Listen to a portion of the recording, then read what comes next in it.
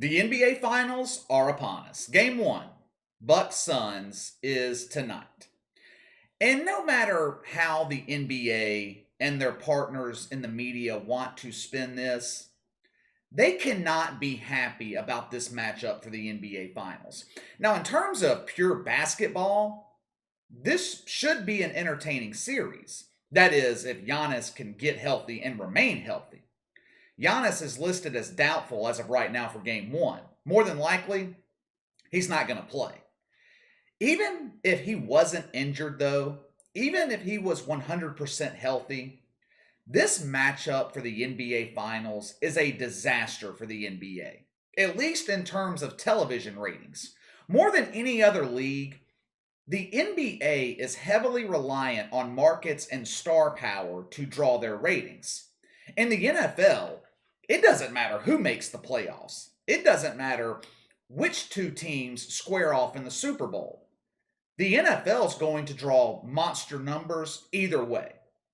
Even when NFL ratings are down double digits for the regular season, they are still drawing the biggest audience on television. The NFL can be down 15% for the regular season, and they would still average 15, 16 million people per game. The NBA, they average 1 to 2 million during the regular season.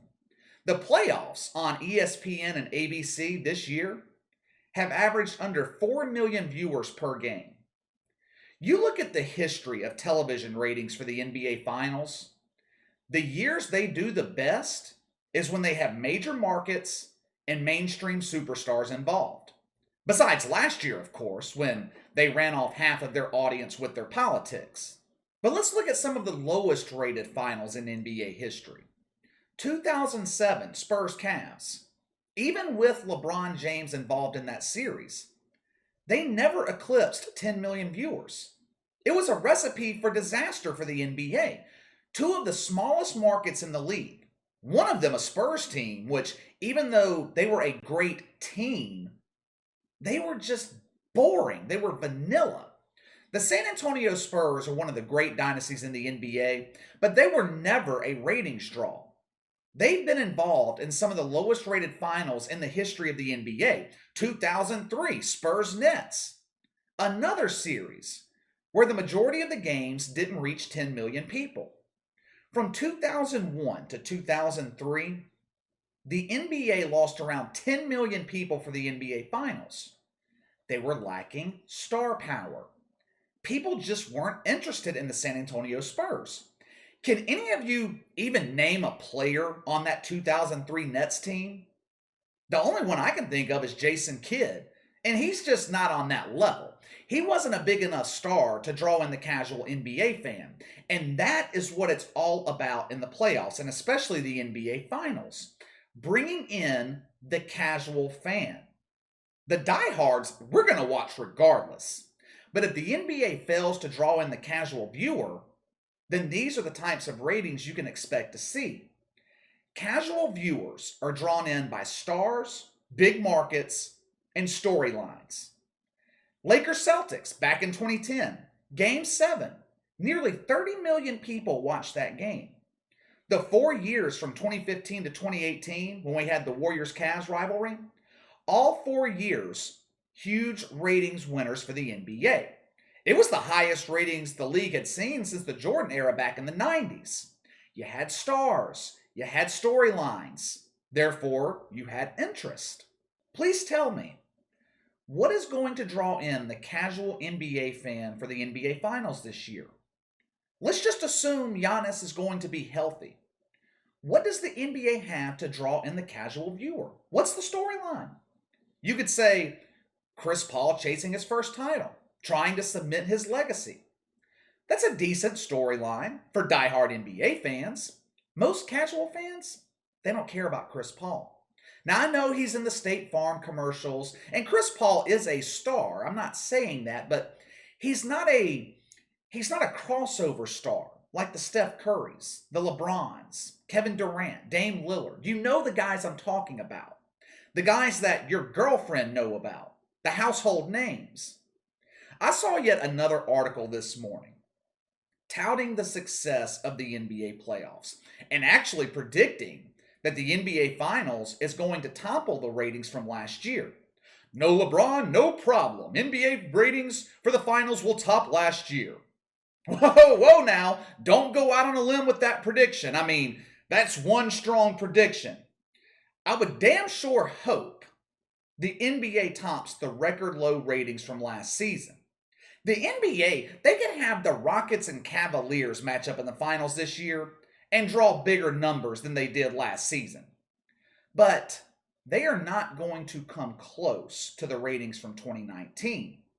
That year was considered a bad matchup, and the finals ratings were down that year. They were considered to be bad.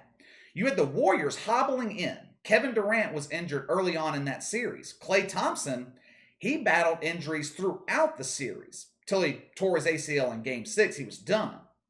They were going up against the Raptors. Now, I know the NBA is a global league and all, but people in America, they really don't care about the Toronto Raptors. Ratings for the 2019 playoffs were down 14% heading into the finals. And the finals that year averaged 2 to 3 million people less than they did in 2018. But you still had stars to draw in the casual viewer for that series. Kevin Durant, Steph Curry, Kawhi Leonard.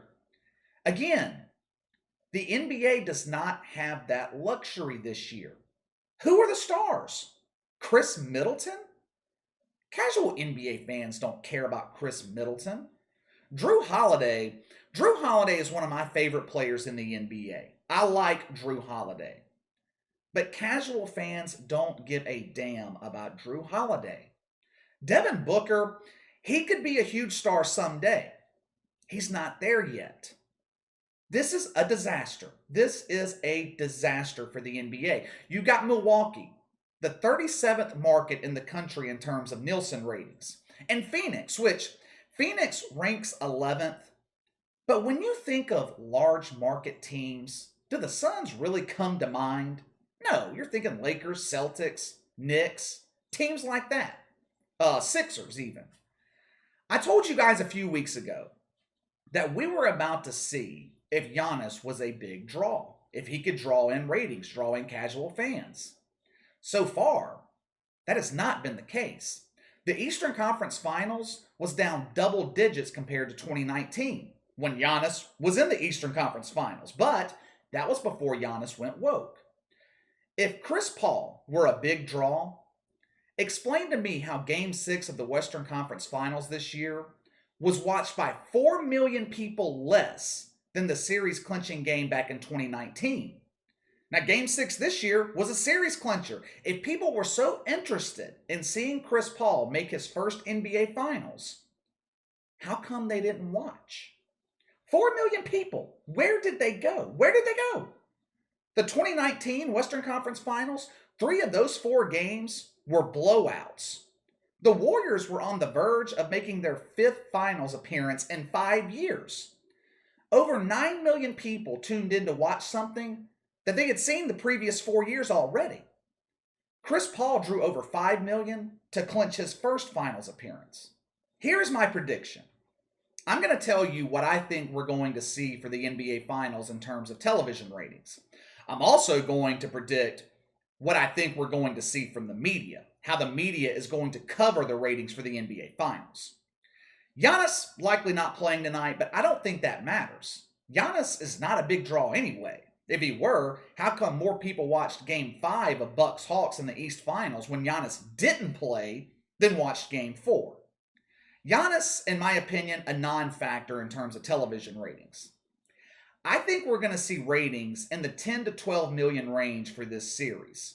Some games could be in the 8 to 10 million range, but overall, I think the NBA will average between 10 to 12 million viewers for the NBA Finals.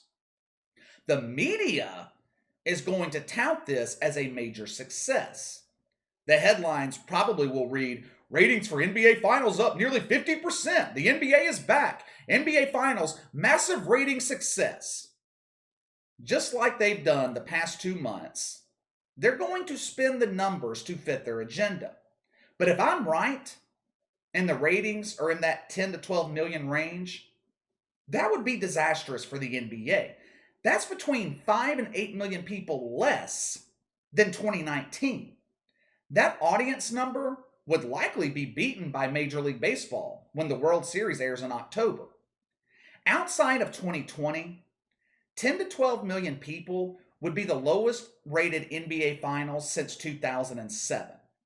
Like I've said before, I want the NBA to do well. I hope I'm wrong. I hope the finals, I hope they average 20 million people.